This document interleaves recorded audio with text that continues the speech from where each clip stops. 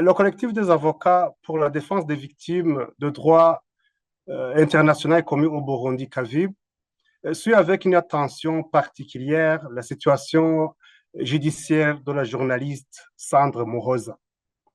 Nous prenons acte de la décision de justice lui accordant une libération provisoire. Cette décision constitue une étape importante dans une procédure qui a suscité de nombreuses préoccupations au regard des principes fondamentaux garantis par la Constitution du Burundi, le Code de procédure pénale, ainsi que les instruments relatifs aux droits humains ratifiés par le Burundi. Le CAVIB tient à rappeler que dans tout état de droit, la liberté est la règle et la détention préventive est l'exception. La détention avant jugement ne peut être utilisée comme une sanction anticipée.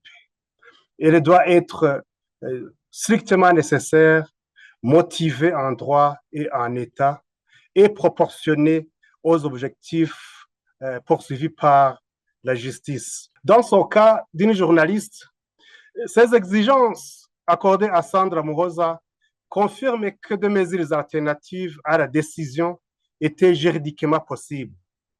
Cela soulève inévitablement des interrogations sur la nécessité et la proportionnalité de la détention qui a précédé cette décision.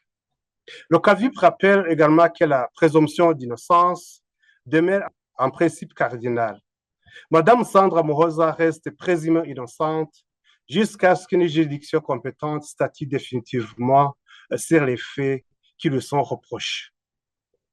Nous appelons donc les autorités judiciaires à garantir un procès équitable, indépendant et impartial, à veiller au respect strict des délais raisonnables de procédure, à s'assurer que les décisions judiciaires soient pleinement motivées et conformes aux standards nationaux et internationaux en matière de droits humains. Le CAVIB réaffirme que la protection des journalistes et des défenseurs des droits humains constitue un pilier essentiel de la démocratie et de l'état de droit. Une société où la presse travaille librement est une société plus transparente, plus responsable et plus juste.